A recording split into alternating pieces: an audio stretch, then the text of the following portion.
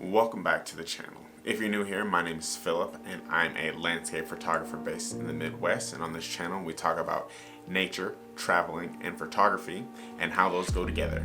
And in this video I'm going to show you my top 10 Lightroom shortcuts.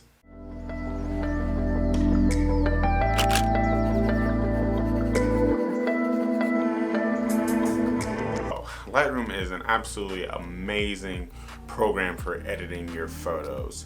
But we're busy these days. We don't have a lot of time to just be doing all this other stuff, and so these shortcuts will definitely help you as a landscape photographer increase your productivity and kind of make your workflow go a little bit faster.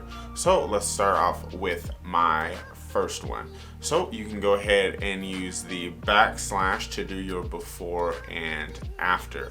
Now, doing the before and after is a great way to kind of just see how far you've come with a photo. You can get stuck in kind of an editing black hole, and it's just a good way to look at a quick before and after to just see what is going on with your image. Now, another quick tip with this, if you go ahead and press Y, you can look at your before and after right next to each other, and that can also be really helpful for you. Quick key number 2 is going to be the shortcut J. Now, what J does is it allows you to see the areas that are clipped in your image. Now, this can be either clipped highlights here, you will see those in red, or you can see clipped shadows and those will appear in blue. Now, it doesn't always matter if something is clipped. This is definitely up to your artistic vision, but this is a good way to see where you aren't getting detail in your photos. Either red or blue means that there is no detail. It's either going to be pure white or pure black. Now, sometimes you may or may not want that, and like I said, that's completely up to you. Quick key number 3 is going to be V. Now, V is going to toggle on and off a black and white version of your photo. Now, this can be a good way to say, just do a quick check without kind of having to click any mouse buttons to see if maybe you want to edit a photo in black and white.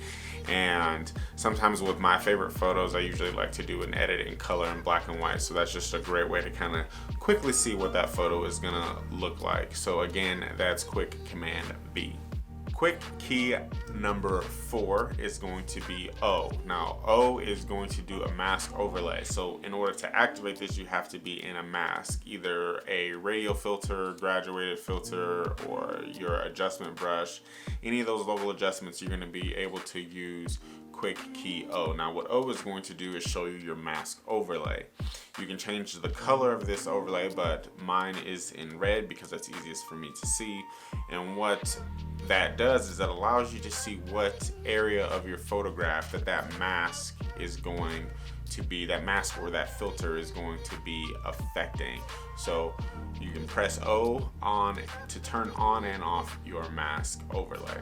And the 5th quick key there's 2, but they go together, and that's D and G. So that's going to be a develop in grid. Now, the G key is going to take you out to your grid or your library, and that's going to let you more efficiently scroll through your photos. And when you want to develop a photo, you press D, and that's going to jump you into your develop module. Now, why you wouldn't just go through everything in the develop module is it just runs a little bit slower. So it's nice to just be able to toggle through your develop and your grid module, and knowing these hotkeys will just save you some time. Now, my 6th hotkey is going to be F. F is going to switch you over into full screen. This is going to remove all other distractions, all other little gadgets and gizmos, and let you look at just your photo.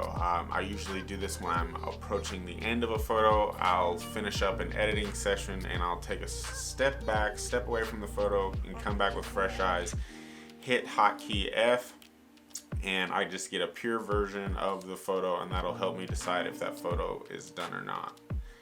Now, the seventh hotkey is going to be R. R is going to immediately jump you into your cropping function. Now, I almost at least do small crops to about every photo, so knowing that quick key R is just super helpful to just go ahead and jump right in and kind of maybe adjust for some minor mistakes that I made out in the field and just crop a photo however I want to. So I really enjoy using the hotkey R. The eighth hotkey we're going to talk about is going to be your equals and your minus. Now, what this is going to do in your basic tab is it's going to allow you to make these very small micro adjustments to your photo. So if you don't want to use the slider, this is going to allow you, like I said, to make those small micro adjustments to just dial in either your exposure, your contrast, highlights, shadows, exactly how you want it. It goes in increments of 0.10, so that's super helpful to just be able to like dial your exposure up just a little bit or bring it back down a little bit so it's just perfect in how you'd like it. So your equals and your minus, it's a great hotkey to use. Now the ninth hotkey is going to be the letter M. Now, what this does is it activates your graduated filter. And for landscape photography, this is literally, I use this on every photo. Your graduated filter, for me personally, is what I use to kind of like hone in the sky once I've kind of figured out what I want my shadows or my landscape to look like. I'll make those fine adjustments to get the sky looking just how I personally would want it to. Now, this photo that I've been using to kind of show you all of these examples is the video that I made on HDR photography. So if you're kind of interested in that process, I'll go ahead and link that up here somewhere so you can go ahead and see that in more detail. But again, hotkey M is a great way to quickly get to your graduated filter and make adjustments to specific areas of your photograph.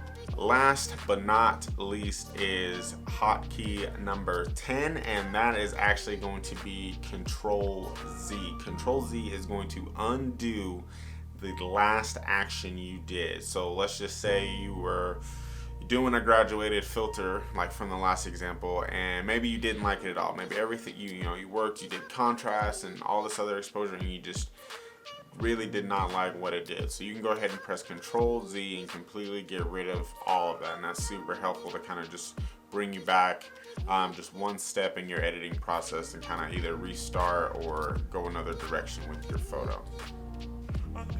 And now my final and bonus tip is, you might be like, Philip, how did you even find out what all these hotkeys are? If you hold Control and press /, that will bring up the entire hotkey menu for you on your screen, and you can just press Control to get out of this. But this is a great way to see what all the options of hotkeys are available to you in Lightroom. Now, this is just my list of 10 that I really enjoy that help me with my own specific version of photography, if you will. If you liked this video and got value out of it, go ahead and hit that like button. I would really appreciate it. If you have any comments or questions about any of these, just go ahead and leave them down in the comment section and I'll get back to you. And if you want to see more Lightroom tutorials and fun and entertaining vlogs in the future, go ahead and subscribe, because there is a lot of that coming up on the channel. And as always, thanks for watching. Bye.